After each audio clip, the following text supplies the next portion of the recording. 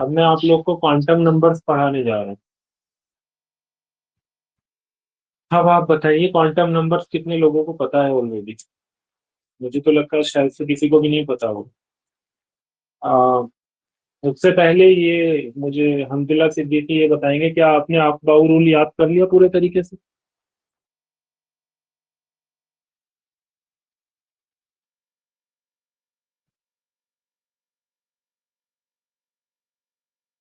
बताइए जल्दी, थोड़ा सा जल्दी बताइए। सर 5p तक याद हुआ है मुझे। सुनाइए। सुनाइए। Camera camera on. Camera on.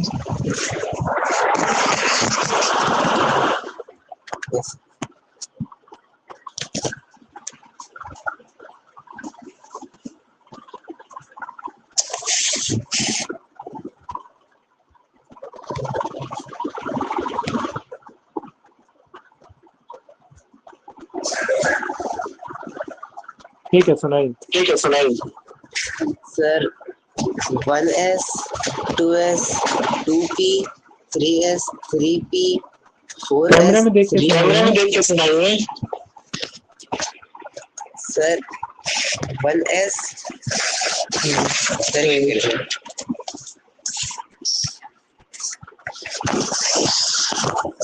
Sir 1s 2s 2p 3s 3p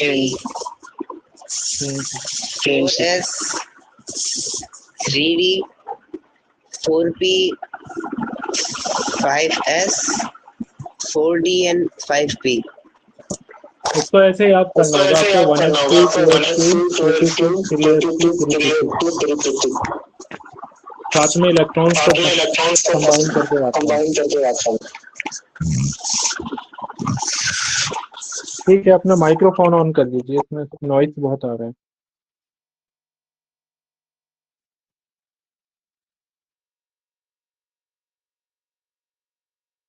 ठीक है।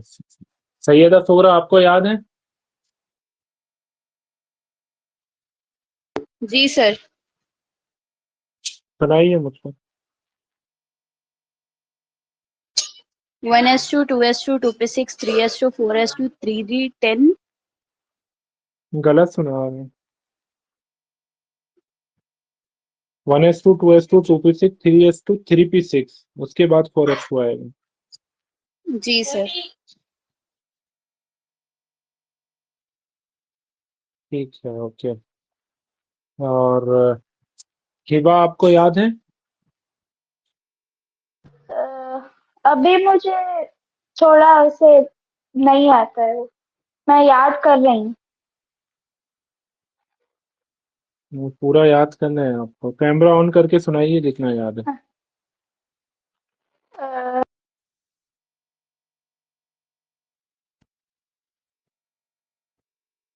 फिर microphone is of.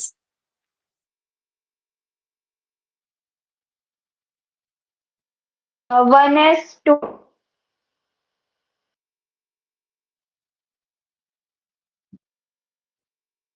yes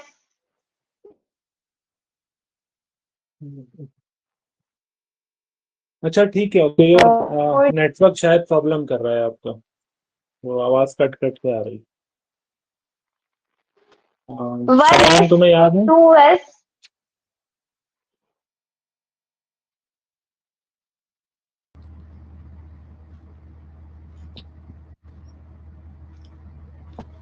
sir ये सर कैमरा ऑन सर करके सुनाइए। और तुम किसी भी टेस्ट में पार्टिसिपेट नहीं कर रहे ना?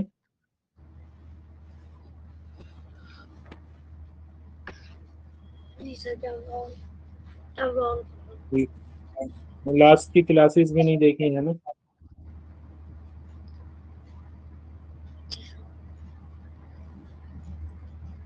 अच्छा ये सुनाइए, कोई बात नहीं।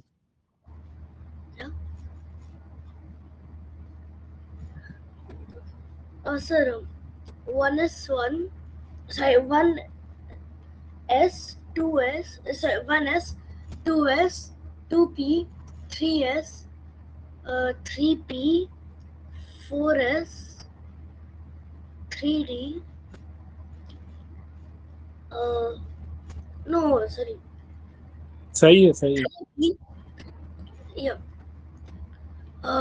3D. उसके बाद 4S हो गए तो 4P, 4D, 4 4P के पास 5S 4D, ठीक है, ओके, इतना ही ठीक है। 50 तक याद कर लेंगे। ओके, मैं व्हाइट बोर्ड शेयर कर रहा हूँ, आप लोग याद कर लेना अच्छे से, ठीक है। एलिमेंट्स कहाँ तक याद हो गए?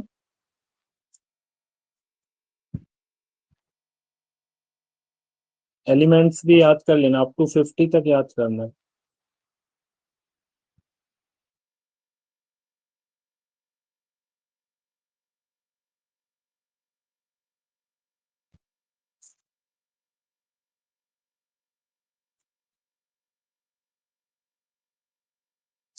देखिए, अगर मैं लिखता हूँ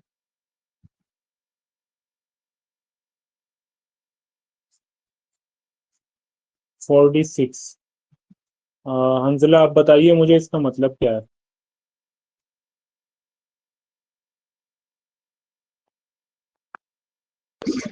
सर मतलब 6 इलेक्ट्रॉन है डी शेल में 4th ऑर्बिट में। ओके, अगर ये हम एटम के अंदर बनाएंगे तो कैसे बनेगा?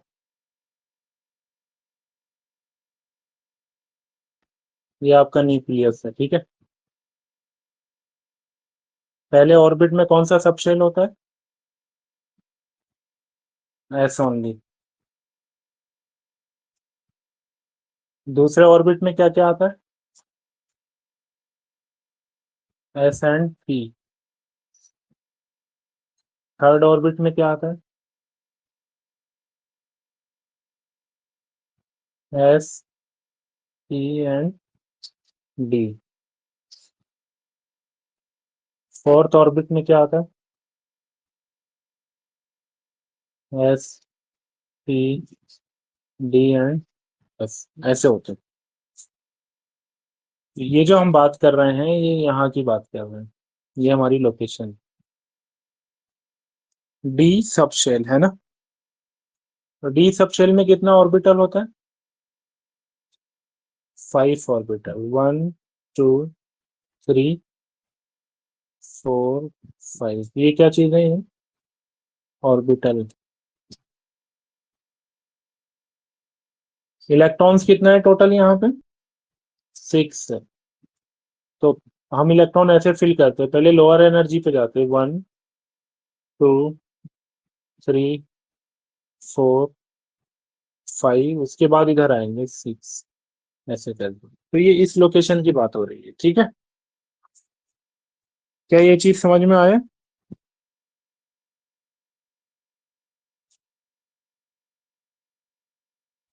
Yes, sir.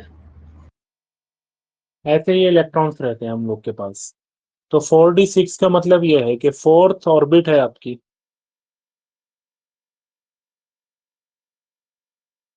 फोर्थ ऑर्बिट्स का डी सबशेल,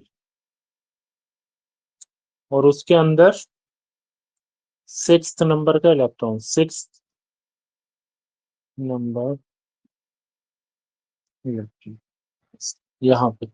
इलेक्ट्रॉन्स ऐसे फिल करते हैं हम, पहला 1 2 3 4 5, लास्ट में फिर ये इस टाइप से। डी सबशेल में कितना ऑर्बिटल होता है?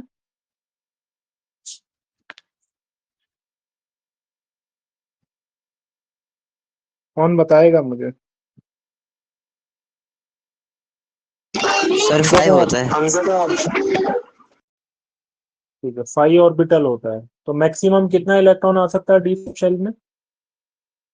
सर 10 आ सकता है। 10 आ सकता है। एस सबशेल में कितना ऑर्बिटल होता है? सर 1 होता है।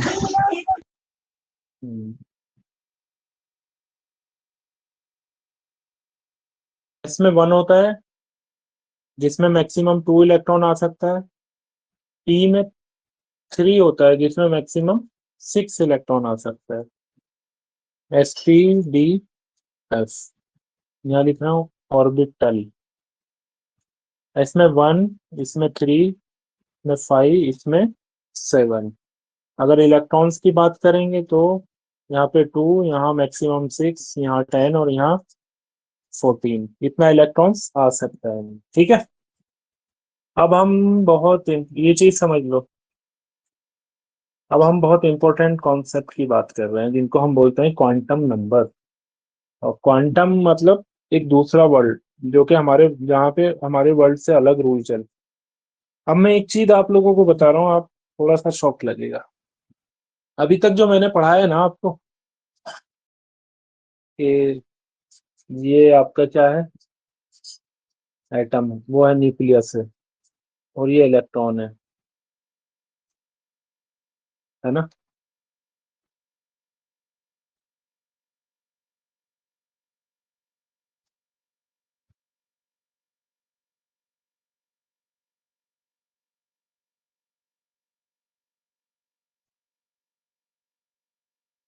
सॉरी, गोल नहीं हो रहा।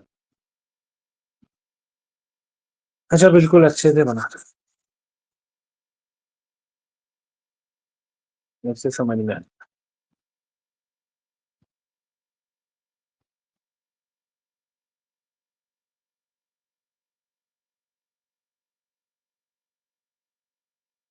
ये हमारा न्यूक्लियस है, ठीक है। हम बनाते हैं एटम, वो ऑर्बिट।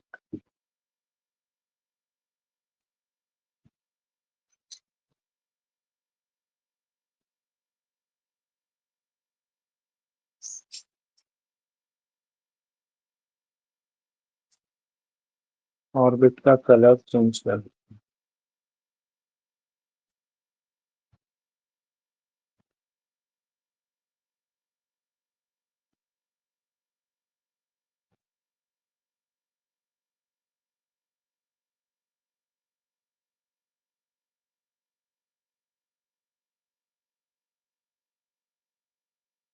इस टाइप से।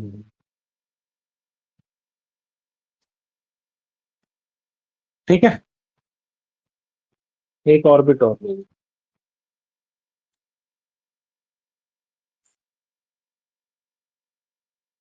तो ये एक एटम है, इसके अंदर 3 ऑर्बिट है ना। पहले का नाम के, दूसरे का नाम एल, तीसरा एन। फर्स्ट ऑर्बिट में मैक्सिमम 2 इलेक्ट्रॉन्स हो सकते हैं, सेकेंड ऑर्बिट में मैक्सिमम 8। ये कौन से रूल से हमें पता चला था, शायन बताना। कि फर्स्ट में 2, सेकंड में 8। 2n²। किस साइंटिस्ट ने दिया था वो?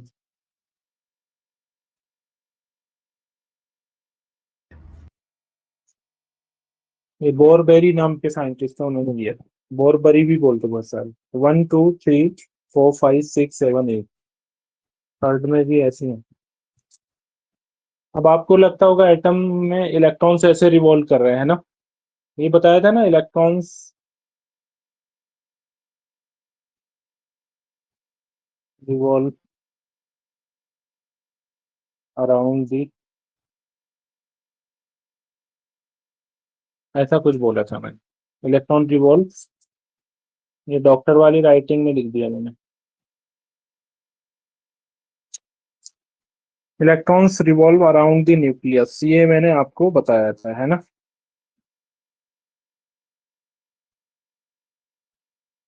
बट इसमें एक गड़बड़ है, क्योंकि पहले जो साइंटिस्ट थे कहाँ तक, डाल्टन,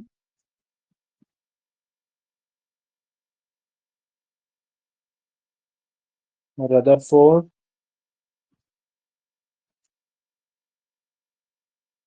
नील बोर,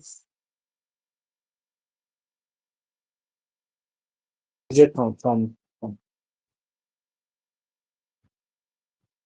इन सबको ऐसा लगता था कि ऐसा होता होगा। नील बोर्स ने थोड़ा सा डिफरेंट दिया था, बट ज्यादातर को ऐसा लगता था ऐसा की थियरी दी थी। लेकिन बाद में समझ में आया कि इलेक्ट्रॉन्स का हम पता नहीं लगा सकते वो क्या कर रहा है, कहाँ घूम रहा है वो। ओनली हम इलेक्ट्रॉन्स की प्रोबेबिलिटी बता सकते हैं कि electrons will remain in this region, ऐसा, या will find in this region, ऐसा नहीं बता सकते कि एग्जैक्टली वो इस टाइप से घूम रहा है या ऐसे घूम रहा है कैसे। और इलेक्ट्रॉन्स एक पार्टिकल ना होके, इधर लिख रहा हूँ, ये जो इलेक्ट्रॉन है इसके दो बिहेवियर हैं। एक तो ये पार्टिकल की तरह काम करता है। पार्टिकल समझते हैं ना आप, छोटा सा कोई पार्टिकल, जैसे आप किसी चीज को छोटा करते जाओ तो सबसे लास्ट में। और एक ये वेव की तरह काम करता है। अब ये वेव बहुत डिफरेंट है। वेव जैसे मान लो लाइट वेव, अब लाइट वेव तो हर जगह होगी ना, या आपका साउंड, साउंड वेव। अब मान लीजिए जैसे एक पार्टिकल है,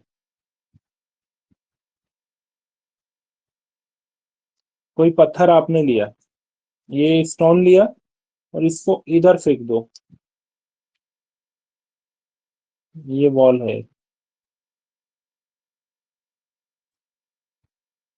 है ना।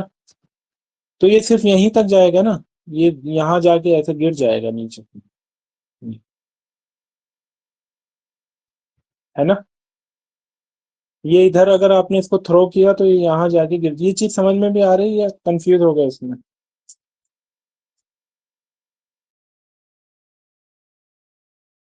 सर समझ में आ रहा है। एक स्टोन लिया आपने, एक दीवार पे मारा, ये वॉल है,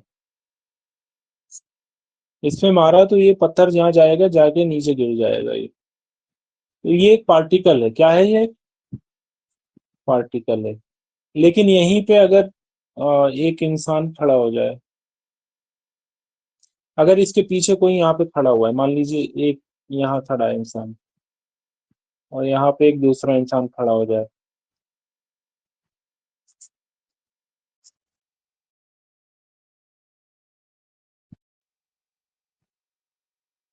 पता नहीं कैसा बनेगा, और ये बहुत तेज तेज बोलने लगे, जबकि दीवार इतना है, तो क्या होगा? अब इसकी आवाज जो निकलेगी वो ऐसे बड़ी होते होते होते होते यहाँ से पार होके इधर भी आ जाएगी, है ना। तो ये पार्टिकल नहीं आया था। पार्टिकल सिर्फ सीधी लाइन में ऐसे चल सकता है, वो ऐसे घूम नहीं सकता। लेकिन ये जो वेव होती है, ये जो साउंड है, ये क्या है? एक वेव है। और ये जो पार्टिकल है ये सिर्फ एक सीधी लाइन में चल सकता है।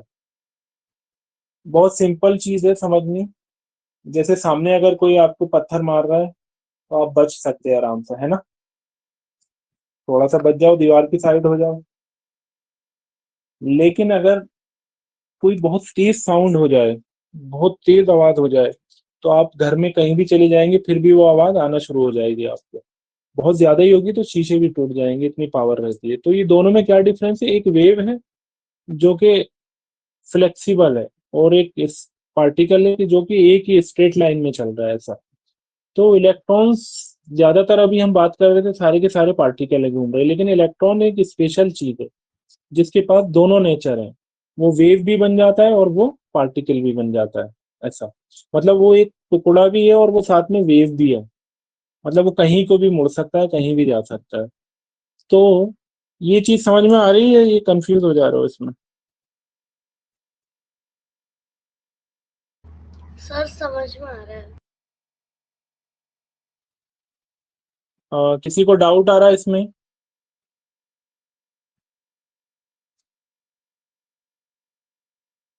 कुछ आ रहा हो डाउट तो मुझे पूछ लो। वेव में और पार्टिकल में समझ में आया?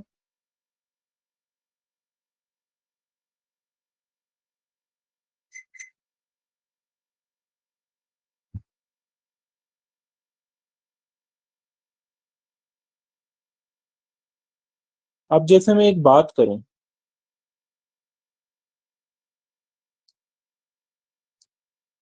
अगर मैं ये पूछने लगूं शायान से कि इलेक्ट्रॉन अगर, मतलब जैसे ये वेव है, मैं बात करने लगूं कि ये आवाज किस जगह पे है, तो आप क्या बोलोगे शायान? पार्टिकल को तो आप बता दोगे आराम से कि ये एक लाइन में गया और एक यहाँ वॉल से ये कोलाइड हुआ और ये यहाँ गिर गया, है ना। तो आप इस पार्टिकल की या इलेक्ट्रॉन की पोजीशन को आराम से बता सकते हो। लेकिन क्या इस जो ये आवाज है जो चारों तरफ घूम रही है इसकी पोजीशन को बता सकते हो? नहीं सर। क्या दूसरे वाले बच्चों को समझ में आ रहा है? क्योंकि अभी ये कॉन्सेप्ट बड़े हो गए, ये 11th और 12th के कॉन्सेप्ट आ चुके हैं अब। और आप लोग ने बिल्कुल होमवर्क नहीं करके भेजा, कुछ भी नहीं, ये यहीं पे एंड हो जाएगा ये वाला चैप्टर, मतलब कंप्लीट होगा, उसके बाद आगे नहीं बढ़ेगा। क्योंकि आप लोग मेहनत नहीं कर रहे और मैं अपना टाइम खराब नहीं करूंगा उन बच्चों पे जो सीरियस नहीं है। ठीक है, तो अब आ जाते हैं स्टडी में। मेरा ये क्वेश्चन है आप लोगों से कि अगर कोई आपके घर के पास में चिल्लाए तो क्या आप ये बता सकते हैं कि वो आवाज किस जगह पे है, एक्चुअल में उसकी पोजीशन क्या है? ये बहुत मुश्किल हो जाएगा क्योंकि वो आवाज फैल जाती है सारे में, है ना। जैसे कि रोशनी आती है सूरज की तो वो निकल तो वहां से रही, लेकिन आप ये नहीं बता सकते इधर इधर वो सारे में है। ऐसी ये जो साउंड होता है, वेव जो होता है, वो सब में फैल जाती है। लेकिन जो पार्टिकल है वो एक जगह पे आप उसकी पोजीशन को आराम से बता सकते हो। अब इलेक्ट्रॉन कुछ ऐसा ही है। अगर आप न्यूक्लियस के ऊपर बात करें, मैंने बोला था इलेक्ट्रॉन्स यहाँ है। फर्स्ट ऑर्बिट में 2 इलेक्ट्रॉन होते हैं।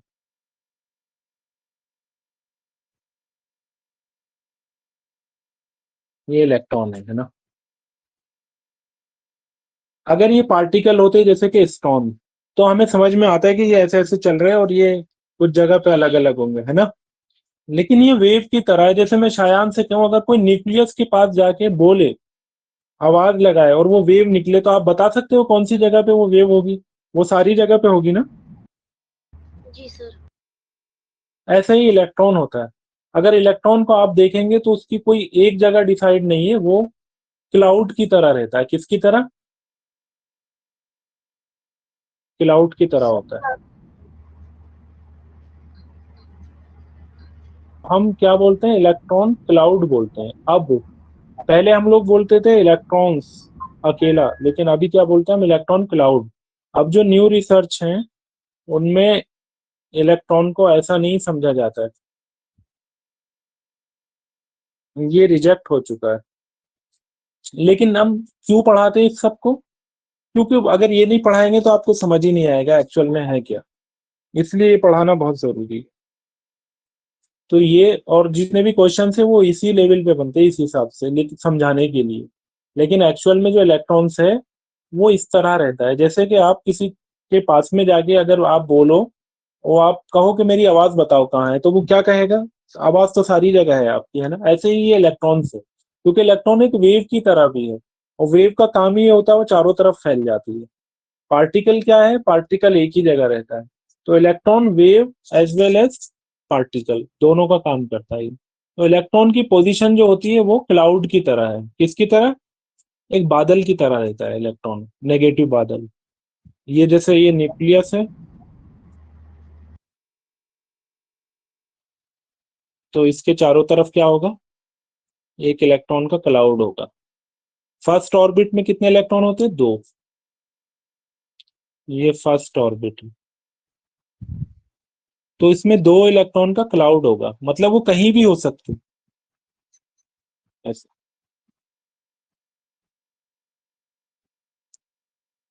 और हमें ये भी नहीं पता वो कैसे घूम रहे हैं, कहाँ को जा रहे हैं, क्या कर रहे हैं, बस हम बोल देते हैं कि वो घूम भी सकता है, नहीं भी घूम सकता है, उसकी मर्जी, वो जो कर रहा होगा। बट चलता रहता है, रुका नहीं रहता। रुकेगा तो न्यूक्लियस में गिर जाएगा। समझे? इलेक्ट्रॉन क्या कर रहा होता है? चलता रहता है न्यूक्लियस के अराउंड, लेकिन ये नहीं पता कैसे घूम रहा होता है। एंगुलर मोमेंटम होता है, मतलब उसमें इधर उधर इधर कहीं ना कहीं बैलेंस कर रहा होता है, क्योंकि वो नेगेटिव और ये पॉजिटिव, वो क्लाउड की तरह होता है। ये जो मैंने क्लाउड बनाया है ये न्यूक्लियस है इसके बीच में। ये जो चारों तरफ क्लाउड है इसमें कितने इलेक्ट्रॉन है?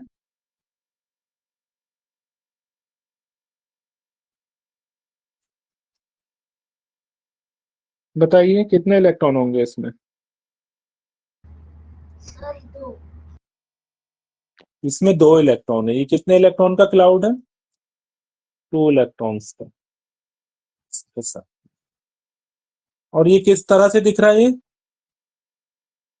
ये स्फेयर की तरह दिखेगा, पूरे इलेक्ट्रॉन को ले लेगा, स्फेरिकल।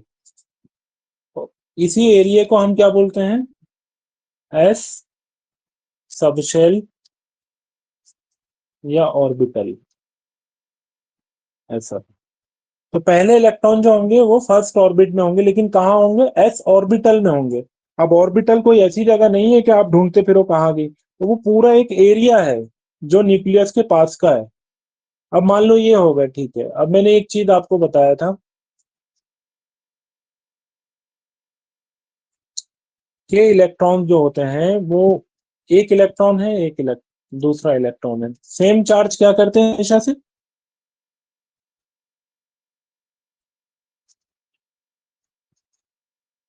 सेम चार्ज हमेशा से आपस में क्या करेंगे बताओ? पास आ जाएंगे या दूर भागेंगे?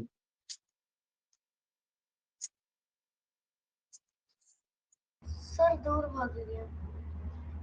वो क्या करेंगे? रिपेल करेंगे। इसको रिपेल बोलते हैं, एक दूसरे को रिपेल करेंगे। अब यहाँ पे क्या हो गया? इधर बीच में जो है पॉजिटिव है न्यूक्लियस, चारों तरफ इलेक्ट्रॉन्स हैं और क्लाउड है इलेक्ट्रॉन्स। इलेक्ट्रॉन का क्या है यहाँ पे? क्लाउड है, क्लाउड। इलेक्ट्रॉन के क्लाउड होने की वजह से ये इलेक्ट्रॉन का क्लाउड है, इसके इलेक्ट्रॉन के क्लाउड होने की वजह से यहाँ पे अगर कोई इलेक्ट्रॉन आना चाहेगा तो ये क्या करेंगे बताओ इलेक्ट्रॉन्स? क्योंकि ये क्लाउड है, यहाँ पे एक लेयर बन जाती है पूरे क्लाउड की, मतलब इतने में रहेगा ये। और इस लेयर का पूरे का नाम क्या है? First orbit. क्या नाम है इसका? First orbit. ये जो पूरा क्लाउड चल रहा है ना, ये फर्स्ट ऑर्बिट के अंदर चल रहा है। और अगर मैं पूछूंगा कौन सा शेल होगा, तो ये एस शेल होगा, सब शेल होगा, जिसका नाम, जिसमें ऑर्बिटल भी होता है, एस भी होता है। और इसका स्टाइल कौन सा है? स्फेरिकल, मतलब गोले की तरह काम कर रहा है। बीच में न्यूक्लियस है, चारों तरफ इलेक्ट्रॉन्स का क्लाउड घूमता फिर रहा है, ऐसा।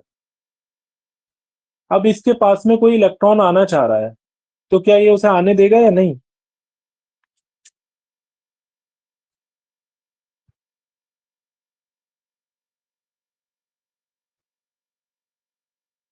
किसी को समझ में आ रहा है या फिर तोते उड़ गए?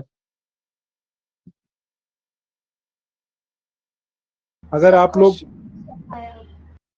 क्वेश्चन ये है, ये इलेक्ट्रॉन का क्लाउड है, इसमें दो इलेक्ट्रॉन है, बीच में न्यूक्लियस है। अब एक इलेक्ट्रॉन और आना चाह रहा है इसके पास में यहाँ, तो ये क्या इलेक्ट्रॉन को आने देगा या नहीं आने देने का? सर नहीं आने देंगे, वो डुप्लेट रूल है। इसका मतलब पहले वाले क्लाउड में सिर्फ 2 इलेक्ट्रॉन हो सकते हैं, और ये 2 एंड स्क्वायर्ड वाला रूल भी ऐसा करता है। ये वजह तो है, ठीक है। इसके अलावा भी वजह है। ये इलेक्ट्रॉन का क्लाउड जो है ये नेगेटिव है, बट हम बीच में पॉजिटिव है न्यूक्लियस, वो अट्रैक्ट कर रहा है सारे इलेक्ट्रॉन्स को। बट जैसे जैसे ये आ रहे हैं तो बीच में इन्हें नेगेटिव ही तो मिल रहा है ना, नेगेटिव नेगेटिव तो रिपेल करेगा ना, तो ये रिपेल कर रहा होगा इसको, तो आ तो जाएगा वो, क्योंकि न्यूक्लियस का चार्ज बहुत ज्यादा है अट्रैक्टिव। लेकिन वो इस तरह से नहीं रहेगा कुछ। फिर वो आने के बाद क्या होगा पता है? आने के बाद वो इन जगहों पे जम जाएगा, ऐसे इस एरिया में, इस टाइप से, ऐसे। तो वो इलेक्ट्रॉन का जो क्लाउड आएगा, जो दूसरे इलेक्ट्रॉन्स आएंगे, वो सिर्फ इन एरिया में रहेंगे, पूरा इसकी तरह गोल नहीं घूमेंगे। फिर जो दूसरे जो आएंगे वो इस एरिया में ऐसे रहेंगे, ऐसे। और ये 3D में होगा, मतलब सारे के सारे इलेक्ट्रॉन्स न्यूक्लियस के पास में जाने के बाद जब वो राउंड ले रहे होते, दूसरे इलेक्ट्रॉन्स को नहीं आने देते, क्योंकि वो एक लेयर बना लेते हैं जिसको हम बोलते हैं रेजिस्टिव लेयर। तो ये जो बीच वाला था इसका नाम है स्पेरिकल था, और ये जो सेकंड में आया ना, ये होता है डम्बल शेप में। कैसा होता है ये? Dumbbell shape. मतलब अगर इनमें इलेक्ट्रॉन देखेंगे आप तो ये इस तरह का होता है, बीच में न्यूक्लियस है और इस क्लाउड में ये इलेक्ट्रॉन होंगे। और ये जो तीसरा आया ये डी ब्लॉक है, डी, और ये क्या होगा, डबल डंबल। अरे ये कहाँ फंसा दिया, हमको समझ ही नहीं आ रहा। ये इस तरह का होता है कुछ कुछ ऐसा, बीच में न्यूक्लियस, चारों तरफ से क्लाउड बन जाएगा इलेक्ट्रॉन्स का, ऐसा। तो इस तरह के जो ये है ना, ये ऑर्बिटल है हमारे सारे, एस, पी, डी, एफ। अब ये मत समझना ये गोल गोल घूम रहे होंगे, नहीं, गोल नहीं घूमते। ऐसे जैसे हमारा सोलार सिस्टम है, ऐसे नहीं घूमता है न्यूक्लियस के अराउंड इलेक्ट्रॉन्स, वो इस तरह से रहता है। ये भी नहीं पता वो सही से घूम भी रहा होगा या नहीं घूम रहा होगा, लेकिन मूवमेंट जरूर करता है, कहीं को भी कर रहा होगा, इधर उधर जा रहा होगा, थोड़ा इधर ऐसे। लेकिन जैसे सोलार सिस्टम में around the sun earth is revolving, ऐसा नहीं है कुछ इधर, इधर थोड़ा सा डिफरेंट है। ये न्यू रिसर्च है, पुराना वाले रिसर्च में ऐसा बोलते थे, ऐसा। बट बाद में श्रोडिंगर और दूसरे साइंटिस्ट थे, उन लोगों ने ये बताया कि नहीं इस तरह से, इसलिए इनका नाम रखा है SPDF। ये तो ये समझ में आया ना आपको, ये 3D में है, अभी मैं आपको फोटो दिखाऊंगा और अच्छे से समझ में आएगा। क्या पढ़ा हमने, सबसे पहले मैंने 4D6 पूछा आपसे, तो D6 मतलब 6 इलेक्ट्रॉन, डी सबशेल और फोर्थ ऑर्बिट। तो मैंने ऑर्बिट बनाया, फर्स्ट ऑर्बिट में S सबशेल होता है, सेकंड ऑर्बिट में S and P, third orbit में S, P and T, fourth orbit में S, P, D and F। I was asking the 4D6, तो ये D सबशेल और 6 इलेक्ट्रॉन। तो ये जो मैंने बनाया ना यहाँ पे, ये ऑर्बिटल्स हैं। तो ऑर्बिटल में इलेक्ट्रॉन फिल करते पहला 1 2 3 4 5 और लास्ट में जाके फिर इधर 6, ऐसा। तो ये ऐसे बनाया। लेकिन अब मुझे ये समझाना था कि एक्चुअल में इलेक्ट्रॉन्स ऐसे नहीं होते, रिवॉल्व नहीं करते, वो सिर्फ बच्चे के लेवल पे 8 9 10th लेवल पे समझाते हैं, लेकिन जैसे ही आगे बढ़ते हैं तो एक्चुअल जो चीज है वो समझानी पड़ती है। बिकॉज अगर मैं स्टार्टिंग में ही पहले दिन आपसे बोलता कि ये ऐसे क्लाउड है, तो आप में से एक को भी नहीं समझ में आता क्या हो रहा है। तो इसलिए प्रोसेस बाय प्रोसेस ये समझाना है। तो ये ऐसे हम इलेक्ट्रॉन्स को बोलते थे, डाल्टन, रदरफोर्ड, जे थॉमसन, नील बोर्स ने थोड़ा सा सही बताया था, लेकिन सबने बताया तो था लेकिन उसमें कमियां थी। और बाद में मैंने आपको बताया इलेक्ट्रॉन्स का नेचर कैसा होता है, डुअल नेचर। वो पार्टिकल भी है और वो वेव की तरह भी है। वेव का नेचर क्या होता है, वो कहीं भी रह सकती है, पार्टिकल एक ही जगह पे दिखेंगे आपको। इसलिए जो इलेक्ट्रॉन है ना, वो पार्टिकल की तरह ना घूम के वो क्लाउड की तरह रहता है, या फिर जैसे बोलो वेव की तरह, वो हर जगह ऐसे चल रहा है, ये करके न्यूक्लियस के चारों तरफ ऐसे सब जगह है। तो पहले 2 इलेक्ट्रॉन होंगे, वो स्पेरिकल फॉर्म बना लेते हैं, जिनको हम एस बोलते हैं, फिर वो दूसरे इलेक्ट्रॉन को नहीं आने देते उधर। एक तो ये बात है कि उनका ऑर्बिट बढ़ जाता है, दूसरी बात वो नेगेटिव में, तो वो रिपेल करते हैं दूसरे को। रिपेल करने से जो इलेक्ट्रॉन है आएगा, तो वो क्यों आता है बताओ, वो इलेक्ट्रॉन कौन बताएगा, वो तीसरा इलेक्ट्रॉन आने की कोशिश क्यों करता है।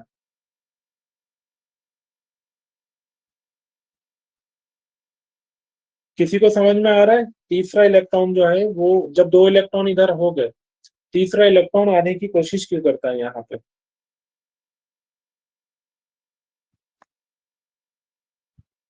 सर क्योंकि न्यूक्लियस उसको अट्रैक्ट करता है, मगर उस हाँ, जगह में क्योंकि आने का वो बाकी इलेक्ट्रॉन्स हाँ, जो फिर दो ये न्यूक्लियस अट्रैक्ट कर रहा होता है, इस वजह से वो इलेक्ट्रॉन्स आना चाहता है, लेकिन दूसरा इलेक्ट्रॉन उसको रिपेल कर रहा होता है, क्योंकि सेम चार्ज है।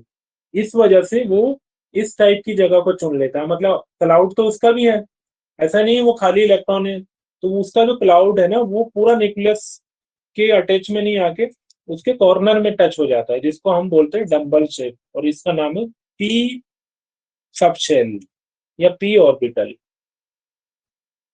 इसके अंदर कितने इलेक्ट्रॉन रह सकते हैं, 6 इलेक्ट्रॉन, एक में 2, इसी तरह के 3 बनेंगे, 2 2 करके। चलो अब मैं आपको दिखाता हूँ इनका डम्बल शेप।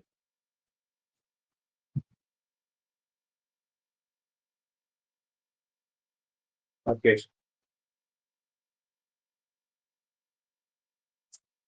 Share screen.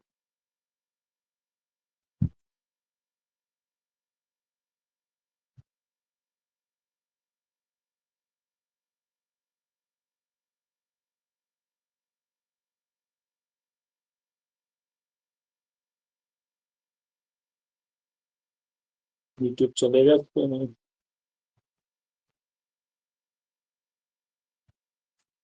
क्या लिखूं?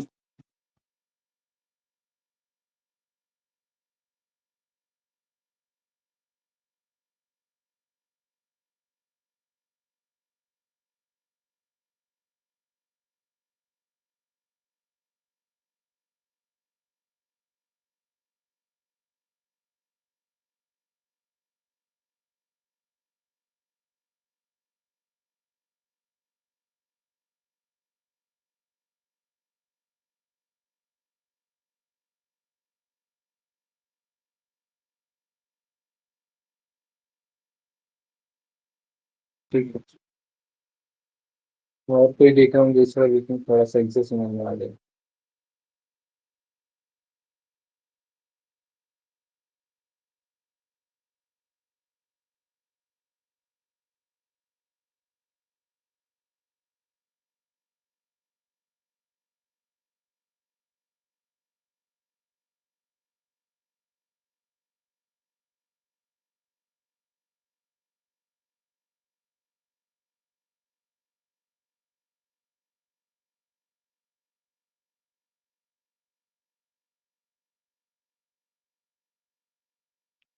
ठीक है,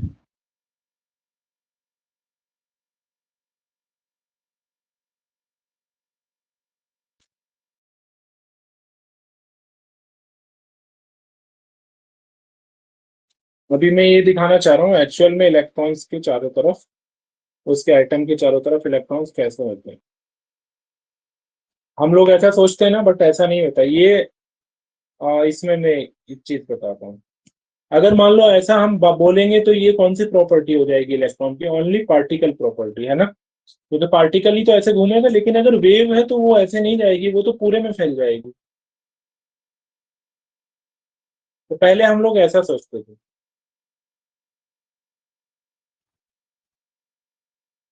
कि ये बीच में न्यूक्लियस है और चारों तरफ इलेक्ट्रॉन्स रिवॉल्व कर रहा है।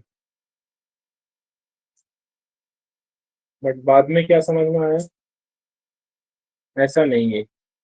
इलेक्ट्रॉन्स का क्या होता है? क्लाउड होता है। एक्चुअल में ऐसा होता है, जैसे ये दिख रहा है ना, बीच में न्यूक्लियस है और चारों तरफ क्या चीज है? ये इलेक्ट्रॉन का क्लाउड है। और ये कितने इलेक्ट्रॉन होंगे? अगर एस है तो 2 इलेक्ट्रॉन। आप क्योंकि आपको तो बहुत सारे इलेक्ट्रॉन दिख रहे हैं, है ना। ट्रिलियंस ऑफ इलेक्ट्रॉन नहीं, ये दो ही है, बट ये वेव है। ये चारों तरफ फैल गया दो से ही, ऐसा। इसलिए इस टाइप से दिखता है हमको। ये कौन सा है? ये एस ऑर्बिटल है। ये गोल दिख रहा है ना, बिल्कुल स्फेरिकल। ये बीच में जो पॉइंट है ना, वहां पे आप समझ सकते हैं इलेक्ट्रॉन। देखो 1s भी लिख रहा है यहाँ पे, और 10 में लिखा आ रहा है लास्ट में, n इज इक्वल टू 1। वो तो बाद में बताऊंगा मैं, n l s ये सब क्या है। तो ये क्या है आपका? ये इलेक्ट्रॉन का क्लाउड है, जो कि एस ब्लॉक का है। ये स्फेरिकल है या नहीं है? हाँ, ये बताइए इसका शेप कैसा है? ये जो दिख रहा है आपको, स्फेरिकल दिख रहा है या नहीं?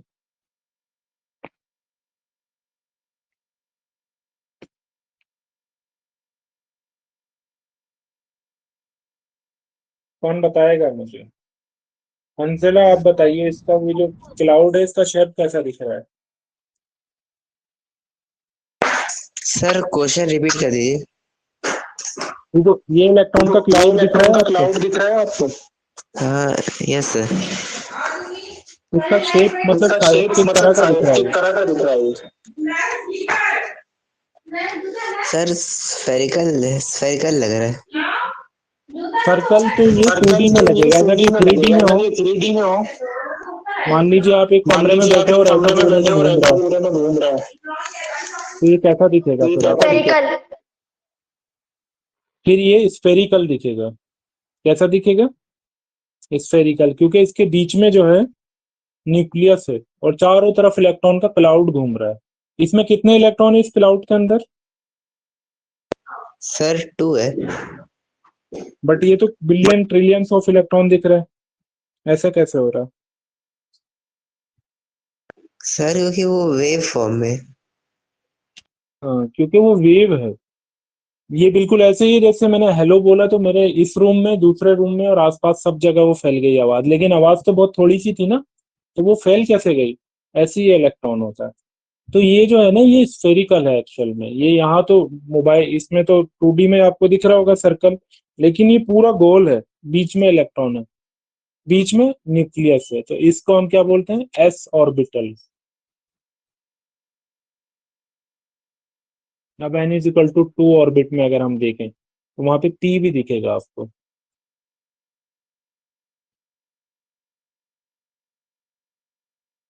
थोड़ा सा और अगर बाद में जाएंगे तो अभी आता हूँ। ये जो दूसरा दिखा ना, ये आपको ये भी एस ही दिखा आपको। आ जाओ अंदर। कुछ काम चालू चल रहा है, रुक जाओ। ये कहाँ चले गए? अच्छा, वॉशरूम में। ठीक है तो।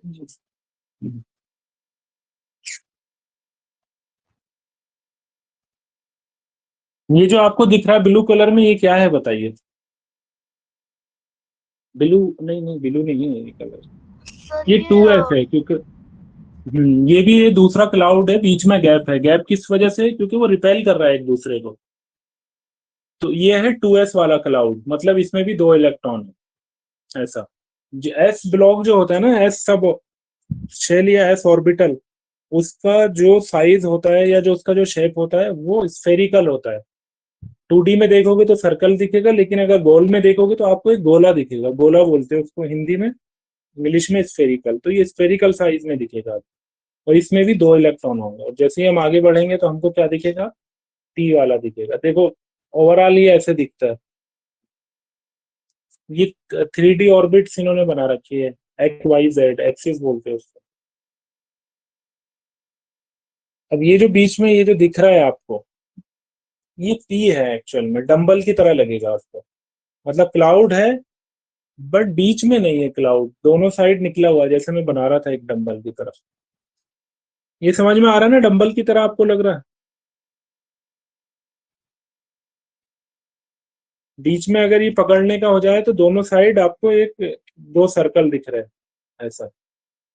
तो ये भी एक क्लाउड है जिसको हम पी ऑर्बिटल बोलते हैं। ऐसा रहता है, और ये भी 3D में। और इसमें कितने इलेक्ट्रॉन हो सकते हैं?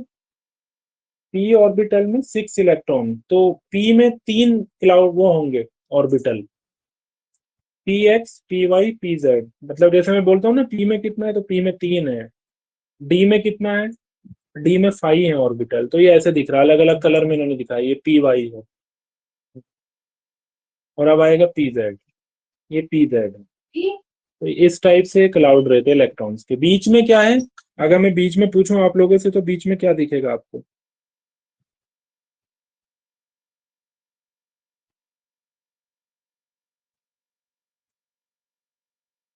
इसके बीच में क्या है? सर न्यूक्लियस और पहले शेल का वेव। हाँ, पहले है और न्यूक्लियस है, बट वो दिखाए नहीं इसमें, इसलिए ऊपर वाले दिखाए हैं। ये उसके पास यूनिक है न्यूक्लियस की, क्योंकि बीच में भी तो वो ऑर्बिटल है ना, एस ऑर्बिटल, फिर 2s ऑर्बिटल, उसके बाद ये ऐसे बन रहे हैं। अब सोचो कितना डिफरेंस रहता है एक्चुअल में जो हम पढ़ाते हैं चीजें या जो पढ़ते हैं, और एक्चुअल में जो होती है वो कितना रहता है। पहले दिन ही में ये बताते हुए कंफ्यूज हो जाते, इसलिए वो स्टडी का प्रोसेस ही ऐसा 1 बाई 1 करके आगे वो बढ़ना पड़ता। तो ये भी एक क्लाउड है जिसका नाम पी जेड है। पी के कितने होते हैं? 3 क्लाउड होंगे, पी एक्स पी वाई। तो अब ये पूरा मिला के ना पी का क्लाउड ऐसा दिखेगा आप।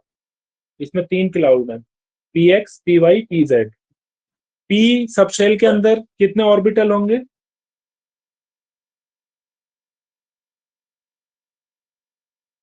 पी सबशेल में कितने ऑर्बिटल होते हैं? ऑर्बिटल होते हैं? सर 3। 3। तो ये उन 3 के नाम जो होते हैं ना, वो P X P Y P Z ऐसे होते हैं। एस सबशेल में एक ही होता है तो उसका नाम एस है। ऐसी डी सबशेल में 5 ऑर्बिटल होंगे तो अलग अलग 5 क्लाउड होंगे। तो कितना कितना क्लाउड होगा, मतलब इलेक्ट्रॉन्स इस टाइप से रहते हैं।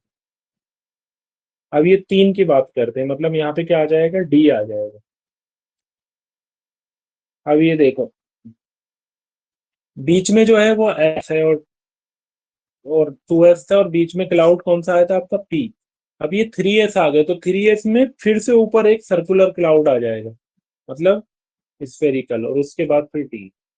और ये उसी से हाफ बाउ रूल से आपको अगर वो याद होगा तो सही से समझ में आएगा। इस टाइप से बीच में न्यूक्लियस है, फिर एस क्लाउड है, फिर 2s है, फिर p क्लाउड आता है, उसके बाद फिर 3s क्लाउड आएगा, उसके बाद d आएगा, फिर p क्लाउड आएगा, फिर d आएगा।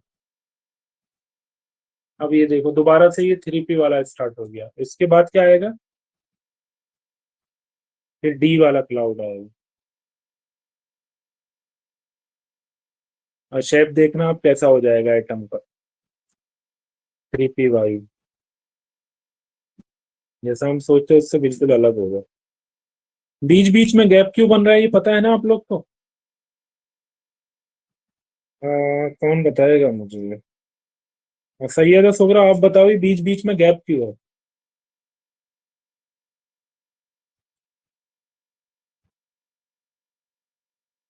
न्यूक्लियस है इसलिए सर। अरे न्यूक्लियस एक ही जो जगह होगा ना, चारों तरफ न्यूक्लियस थोड़ी है, बीच में एस क्लाउड के बाद बीच में फिर से गैप आ रहा है। अब ये डी क्लाउड ऐसा होता है,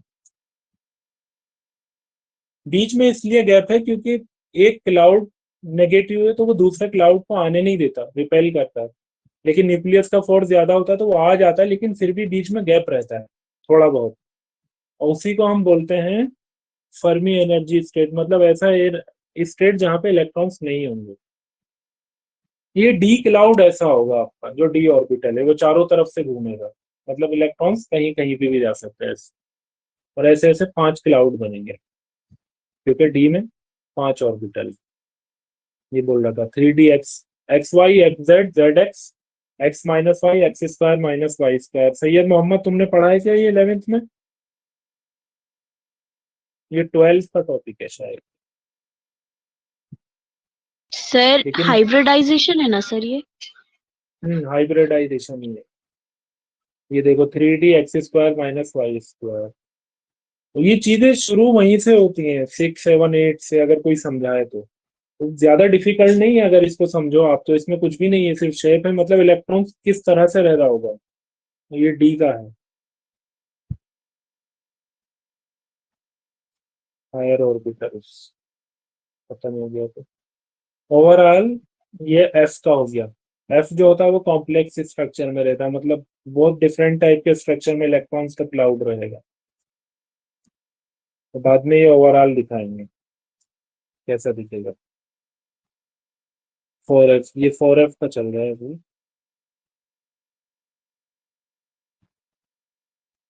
वन एस 4f,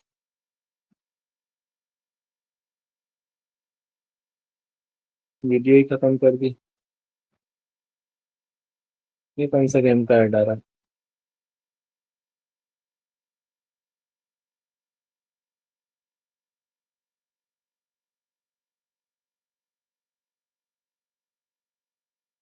तो जैसे वो एक वीडियो थी, वो बोल रहे थे इलेक्ट्रॉन ऐसा नहीं ऐसा नहीं ऐसा होता, इलेक्ट्रॉन कह रहा है एटम, तो वो सच्ची में होता है। अभी एक दिखाया था ना यहाँ पे, ये दिख रहा है ना आपको?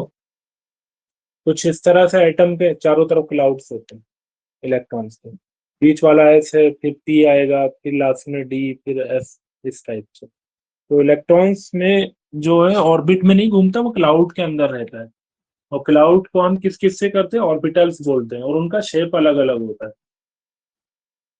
हम्म, अगर शेप निकालेंगे 3D में, जैसे इन्होंने कोई साइंस वो है प्रोफेसर, तो ये पी का हो जाएगा शेप इस टाइप से, बीच में न्यूक्लियस है और दोनों तरफ ये दो,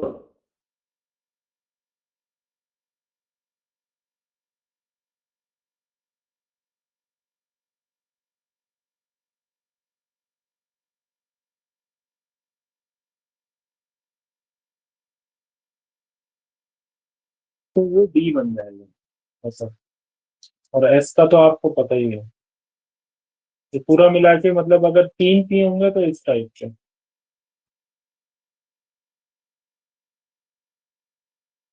ऐसा मिला के ये पी का शेप हो जाएगा, P X P Y P Z.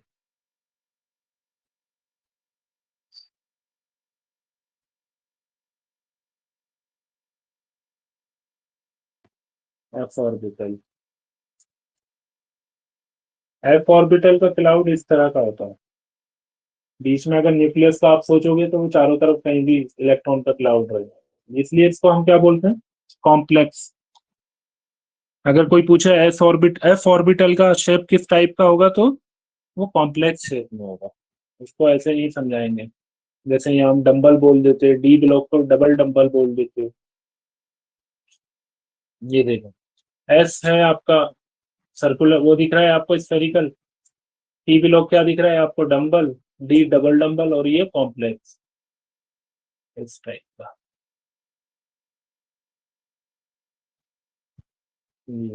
ये कौन सा ब्लॉक हो सकता है, व्हाट ये जो लिखा WTF इन इज दिस,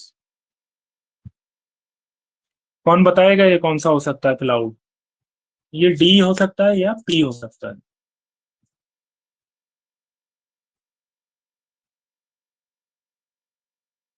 ये तो पूरा इस पूरी खतरनाक लेवल की इस पे स्टडी होते हैं, IIT में भी क्वेश्चन आते बहुत सारे। और अगर आप ऐसे विजुअल करेंगे तो इस टाइप से दिखता है एटॉमिक ऑर्बिट, मतलब दो ऑर्बिट्स आपस में आके नहीं मिलती हैं, गैप रहता है बीच में।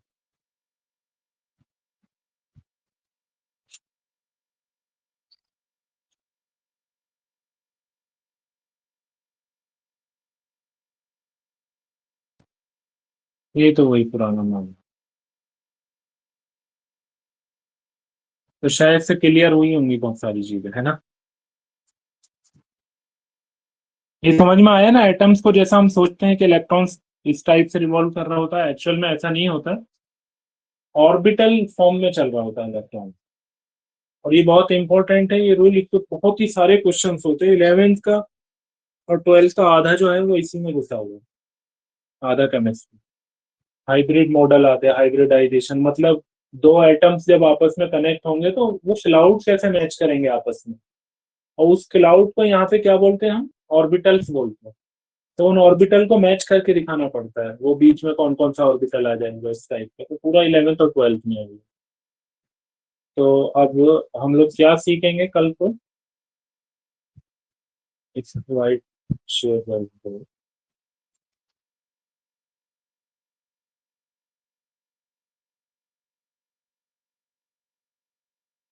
जैसे ये एक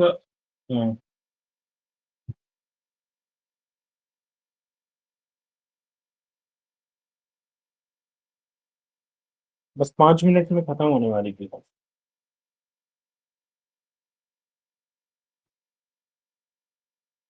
ये एक न्यूक्लियस है, इसके चारों तरफ अगर मैं एस,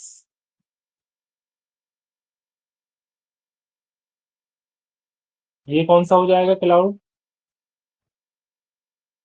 ये एस ऑर्बिटल हो जाएगा, ठीक है, इसका हम 1s बोलते हैं।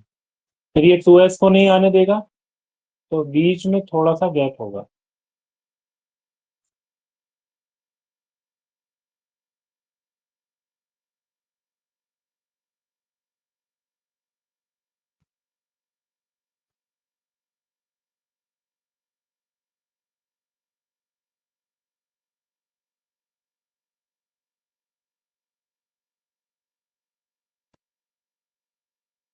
इस टाइप से।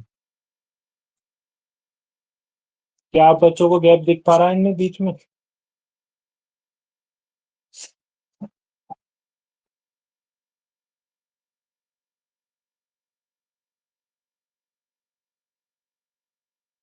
आप लोग को गैप दिख पा रहा है ना बीच में, ये 1s है, ये क्या है 2s है। इसके बाद जो P वाला जो आएगा वो ये नहीं आने देगा, तो वो इस टाइप से आके फिल होगा, मतलब यहाँ बीच में आया, इधर निकल आया, एक इधर आएगा, इधर, तीसरा इधर, इधर ऐसे,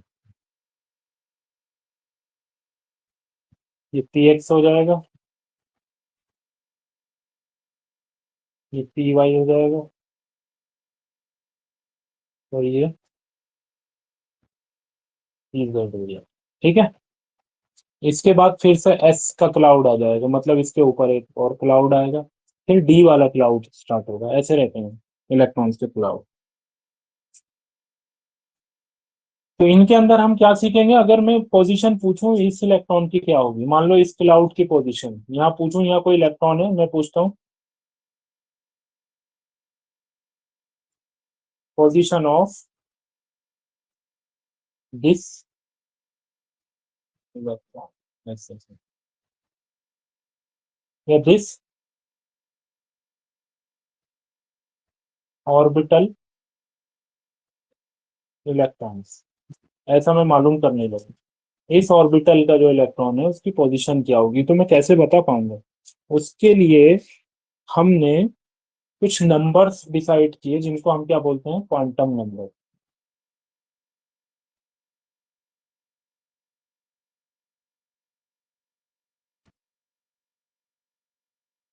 इन पोजीशंस को पता करने के लिए हमने कुछ नंबर्स डिसाइड किए जिनको हम बोलते हैं क्वांटम नंबर। 4 टाइप के होते हैं वो, N, L, M and S. ये इसको मैन प्रिंसिपल क्वांटम नंबर बोलते हैं, इसको मैग्नेटिक बोलते हैं, इसको एजीमुथल बोलते हैं, और इसको स्पिन क्वांटम नंबर बोलते हैं। इस टाइप से ये 4 क्वांटम नंबर है जो कि हम कल करेंगे। और ये क्वांटम नंबर क्या बताते हैं हमको, इलेक्ट्रॉन की पोजीशन, कहाँ पे इलेक्ट्रॉन होगा। ठीक है, ये समझ में आ रहा है, बिल्कुल शांति हो गई बच्चों में। तो आज तो बहुत ज्यादा हाई लेवल का पढ़ा दिया, इतना हाई नहीं है।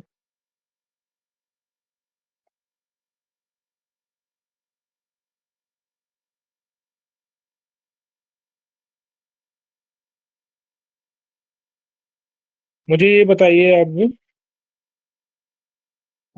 किसी को डाउट है इसमें, कितने बच्चों को समझ ही नहीं आया बिल्कुल, क्योंकि क्लास खत्म हो चुकी है। अब मैं पूछता हूँ आपसे डाउट, ये जिनको समझ ही नहीं आया। हंसला है, शायान, सैयद मोहम्मद, 3 लोग बचे हैं, है ना। ठीक, तो ये क्लास तो खत्म होगी। ठीक, कोई इसमें डाउट है? हंसला मुझे बताइए, कोई डाउट है?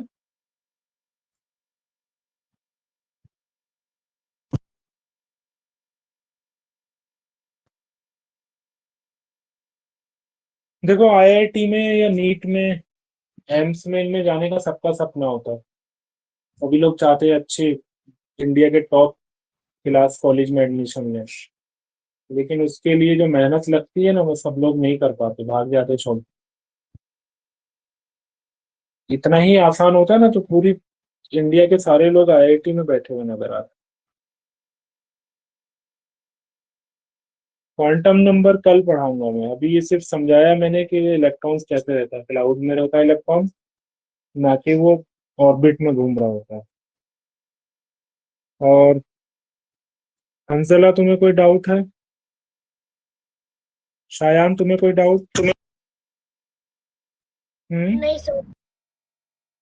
एक बात और बतानी थी, क्लासेस में टेस्ट नहीं दे रहे बच्चे, सही से पार्टिसिपेट नहीं कर रहे। ये अगला जो ये चैप्टर खत्म हो जाएगा कल के बाद पूरा, उसके बाद अगला जो स्टार्ट करेंगे हम लोग, उसमें सिर्फ उन्हीं बच्चों को ज्वाइन कराया जाएगा जो बच्चे रेगुलर क्लास ले रहे हैं और सारे टेस्ट पार्टिसिपेट किए और सारा होमवर्क भेजा। जब तक नहीं करके भेजेंगे, सिर्फ उन बच्चों का होगा जो फोकस कर रहे हैं। अदरवाइज मुझे कोई फर्क नहीं पड़ रहा ना, तो मैं अपना टाइम खराब नहीं करूंगा। तो जो और बच्चे हैं उन्हें भी बता देना, क्योंकि अब फर्स्ट चैप्टर हो चुका है।